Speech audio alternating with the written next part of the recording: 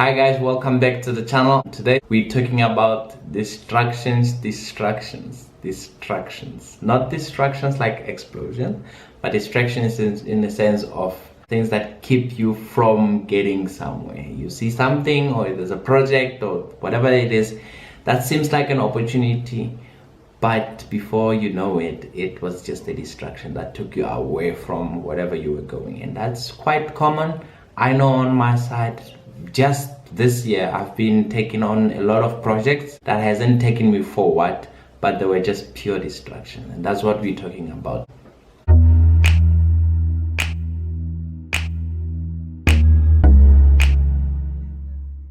I used to joke with somebody else at one point. I think we were still in central Johannesburg, downtown Johannesburg. We were still working there. He bumped into one store in one of the stores. Apparently there's this whole thing where people somewhere donate their old clothes and then they get recycled here in, somewhere in South Africa.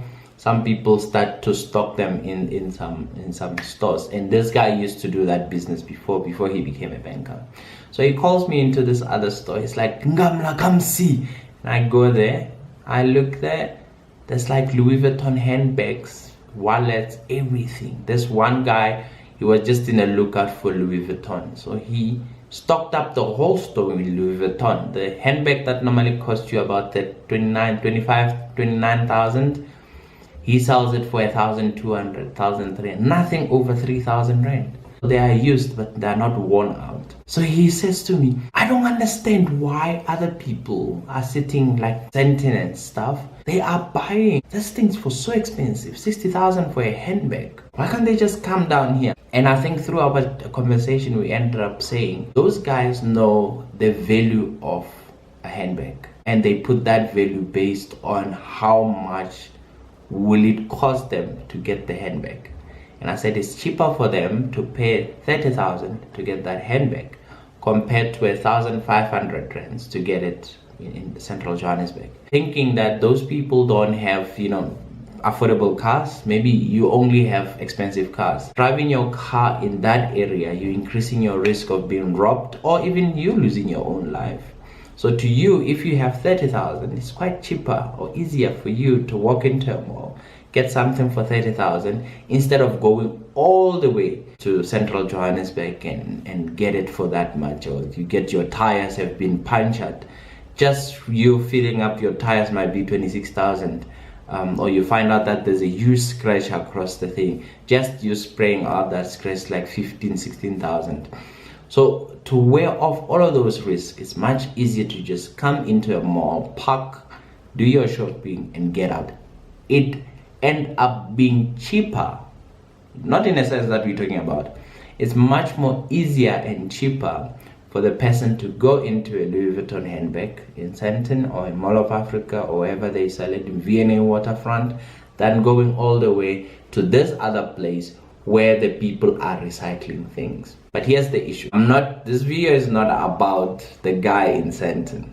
This video is about what if you as an analyst, you are being included into a nice compelling project. And the project is all about recycling Louis Vuitton handbags from abroad. And to you, it seems like a no-brainer. What if you are that analyst? You're like, "Oh, this looks like a no-brainer. This handbag sells for 30,000. We're just gonna sell them for 3,000, 1,500, and people are just gonna flock in." To your surprise, this thing doesn't kick off. What if then you were sold that project and you've devoted your whole life into it and it's not kicking up? The whole point is you might have actually termed something as an asset or as being valuable while it was purely just a distraction along the way. In that way, what I would say to you is stick to your highway of being an analyst. Be on the lookout for all the off-ramps, which are all the projects that are giving you distractions. If you get into a project that you're thinking, whoa, everybody else is looking for this type of data. In the pandemic time, everybody else was talking about COVID and whatever, and you can start slicing COVID data so quickly and you're thinking, whoa, I will even move from being a data analyst to being full-fledged data scientist just by doing, let me pull in some hours, let me just do everything else so that I can analyze this COVID data. But before you know it, the person who gave you the project itself didn't tell you that I'm just testing with you, guy. This is not a fully funded project. Before you know it, the good idea becomes a white elephant, which end up being just a distraction in your case. In a case that for you to sift out to see if something is a distraction or not, I would always say, not just speak with the project sponsor, like we said in the previous video, to say, get your research question from the project sponsor, but over and above getting a research question from the project sponsor, it's actually important for you to understand the funding model of the project. Research question, very, very important, but don't just stop there. Ask the financial side of things. Who is involved in this? Who will be buying my product if I start analyzing? If you realize that your things are being used by consultants as a look good thing type of a thing, I would say spend your time somewhere else. But if the things are being used by, say for instance, by middle management or senior management once a quarter, but it's critical that they get that report, I would say it's much better for you to actually start, molding that other report that is critical compared to a report that's look good. Sometimes it can be the other way. Sometimes you can be asked by executives to do some report only to find out that nobody looked at that report. Sometimes you can be asked by consultants to do a report and you find out that all the other consultants rely on your report. So it's all based on the use cases and who's funding the project. I remember at one point when I first landed my project into Power BI, my few reports used to be number out of 8,000 or 9,000 reports in the organization. I used to be number 7 in terms of repeated use in the organization. And then now, because there's now new reports coming in and new people, everybody else is on Power BI, we have almost 18,000 reports now. Now, the same report that used to be number 7, it's now sitting at number 92. So you can easily say, ooh, my report is losing relevance inside the organization. But you know what? We're getting more and more reports. We're growing faster than my report is losing the rank. So it means that there are probably new reports that are talking about newer initiatives that maybe take precedence for now. But my finance reports will always be there in the way that they are set up. So they will probably either lose rank or gain rank again.